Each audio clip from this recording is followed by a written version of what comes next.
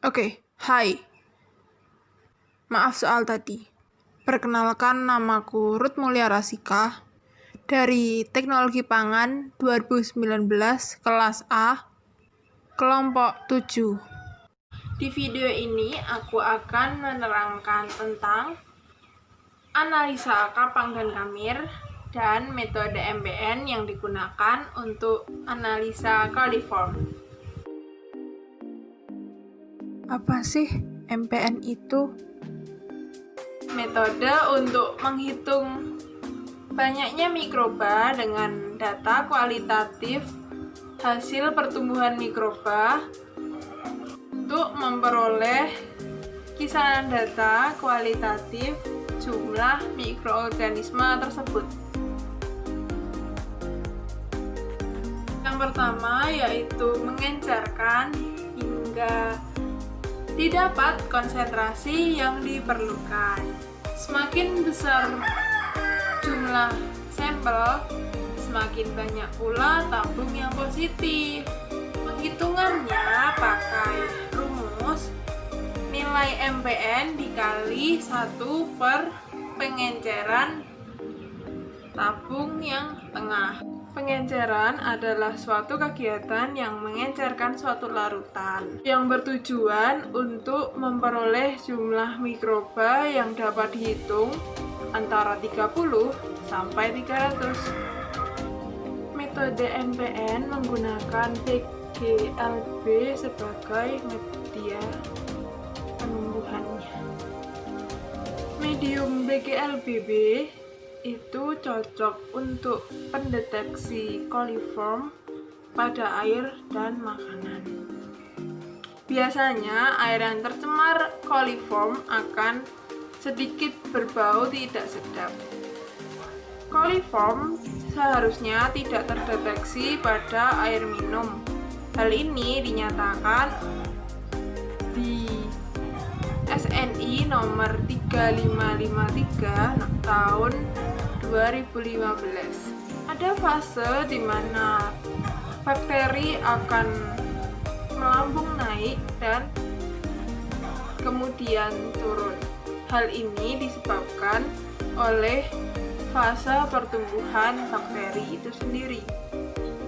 Faktor pengenceran akan berpengaruh pada penghitungan mikroba karena semakin kecil pengenceran, semakin sedikit mikroba yang didapat.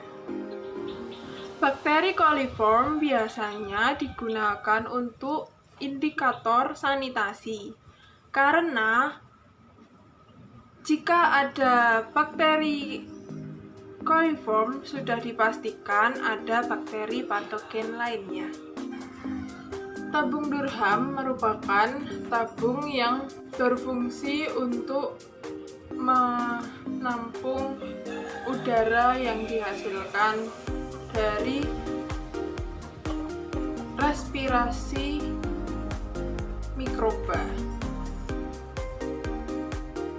Oke, sekarang lanjut ke analisa kapang dan kamir. Pada analisa kapang dan kamir menggunakan chloramphenicol. Chloramphenicol sendiri adalah antibiotik untuk mengatasi infeksi serius. Perbedaan mendasar pertama yaitu antara kapang dan kamir, yaitu kapang merupakan organisme multiseluler dan kamir merupakan organisme uniseluler.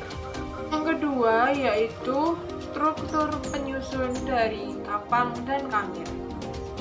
Kapang terdiri dari hifa-hifa yang menyatu dan membentuk miselium. Sedangkan kamir tidak berfilamen dengan bentuk ovoid dan terkadang membentuk miselium semu. Perbedaan yang ketiga yaitu kapang menggunakan spora untuk bereproduksi, sedangkan kamir menggunakan tunas untuk bereproduksi. Penyebab utama jamur dapat tumbuh pada roti yaitu adanya kadar air yang tinggi yang dapat membantu pertumbuhan jamur. Terima kasih dan sampai jumpa lagi. Dadah. Eits, jangan keluar dulu. Masih ada loh.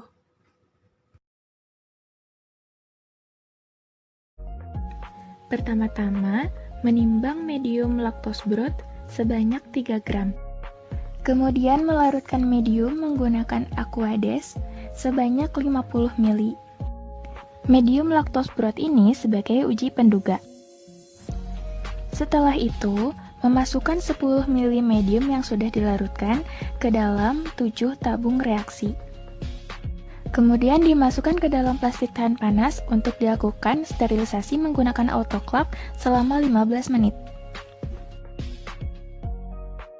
Kemudian menimbang medium Brilliant Green Lactose Bill Broth atau BGLBB dan melarutkannya menggunakan Aquades. Medium ini digunakan sebagai uji penegas. Masukkan 10 ml medium yang sudah dilarutkan ke dalam 6 buah tabung reaksi. Setelah itu, dilakukan sterilisasi menggunakan autoclave selama 15 menit. Pada uji penduga, masukkan 10 ml sampel air mineral ke dalam 5 tabung medium lactose broth dan diberi label 1A sampai 1E. Kemudian, 1 ml sampel air mineral ke dalam 1 tabung medium lactose broth dan diberi label 2A. Yang terakhir, 0,1 ml sampel air mineral ke dalam 1 tabung medium lactose broth dan diberi label 2B. Masukkan tabung Durham ke dalam masing-masing tabung reaksi yang berisi sampel dan medium lactose broth.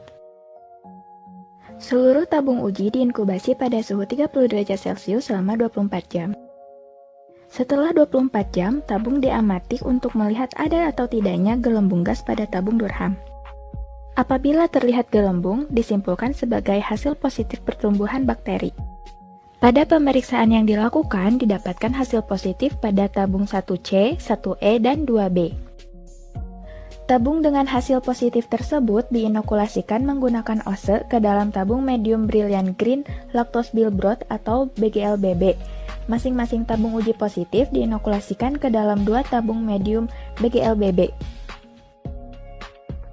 Kemudian, hasil inokulasi pada medium BGLBB tersebut diinkubasi selama 24 jam pada suhu 37 derajat Celcius. Setelah 24 jam, pengamatan dilakukan dengan melihat ada atau tidaknya gas dalam tabung Durham. Jumlah tabung BGLBB yang menunjukkan positif gas dihitung dan dicatat.